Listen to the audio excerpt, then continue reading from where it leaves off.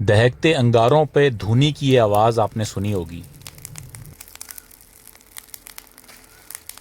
ये धुनी मैंने अपने फार्म पर मच्छरों और मक्खियों से बचने के लिए तैयार की है। और इसमें क्या है जी, इसमें है जी अजवाइन, गुग्गल, लोबान, हरमल और इसके साथ देसी काफूर। और इसको हमने कूटा और इसके बाद इसका ये मसाला बना लिया और इसको फिर हमने डाला दहकते हुए कोयलों पर और फिर ये आवाज़ आपको सुनाई दी है। इसके पीछे कहानी क्या है आए आपको सुनाता हूँ। अजवाइन, देसी हरमल, ये लोबान है जी, तो ये आ गई देसी काफूर। ये पंज चीज़ां से मिक्स करके तो इसकी घरां च क्यों जी अजकल असी कैमिकल इस्तेमाल करने हैं जोड़े मोटीन ने स्प्रे ते उहदे बजाय सानू ये क्यों इस्तेमाल करना चाहिए?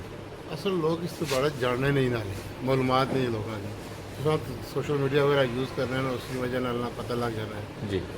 लोग आजकल चाहते हैं कि असा क्विक एक्शन करा। ठीक है ना, कई मोर्टीन जलाई या उसने कॉइल जला के और रख के चलो जी उन्हें पता ही नहीं। हूँ बेसिकली इस तरह एक होना है कि ये हवा में जरासीम जो नज़र नहीं आने, मच्छर सानू नज़र आना ना, जो जरासीम सानू नज़र नहीं आने ना, उन्होंने भी कम करना है जी। जिस तरह आम तौर पर देखो कि जिस तरह काकड़ा वगैरह किसी बच्चे की निकलना है तो उसने अरमल तो लोबान इसी ना तूर दिता जुल है, उस चरपाई के इर्द गिर्द ना फेरा जुल है। आम तौर पर देखा सुबह टाइम जब दुकाना खुलियां तो बाजारा में इतना वो एक बंदा छोटा जहा कटोरे आके फिरना सारी दुकाना जी जी। बेसिकली दुनिया बुनियादी तौर पर ये एंटी फंगल ही है ना जी। अजकल पहले तो होंदा सी कि लोग ना अपने घरां च हवादार घर होंदे सन, अपने बिस्तरां की भी लोग हवा लांदे सन, धुप जी ना वो घरां दे अंदर आंदी सी। हुण साडे ना घरां च धुप आंदी है ना जनाब बिस्तरे साडे मतलब साल ही कोई बाहर नहीं कढ़दे ना कंबल। तो सानू ये चाहिए कि कम से कम अगर एंटी बैक्टीरियल इस तरह का जो धूनी है वो अगर असी इस्तेमाल कर लीए तो कम से कम कुछ ना कुछ तो जी हवा के अंदर जी फंगस से खत्म हो जाएगी। असा बिस्तरे हाले भी असल देहात ही है, शहर तो खैर इस तरह कंसैप्ट ही नहीं है। हाँ जी। ठीक है ना, उन्होंने ही होना कि जिसले तक कि मैला हो गया तो ड्राई क्लीनर से चाहता जी जी।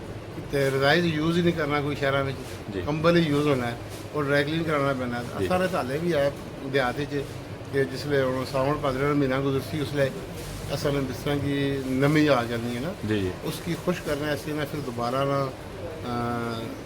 उस बाद सावन भादरे गुजरने के बाद दोबारा ना फिर उसकी आवाज़ टोपी रखा जुलना है 2 दिन 3 दिन। इसी तरह जिन्हें लोगों गंदम स्टाक की हुई है उसकी दोबारा वो आवाज़ लाने।